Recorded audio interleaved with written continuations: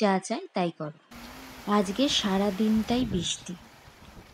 ভাবলাম এই বৃষ্টির ওয়েদারে খিচুড়ি ফিচুড়ি আমার অত ভালো লাগে না। আর আজকে সারাদিনটা বৃষ্টি বলে তাই জন্য আমি মেয়েকে আর আজকে স্কুল পাঠাইনি। আর আমার হাজব্যান্ড তো দোকানে চলে গেছে।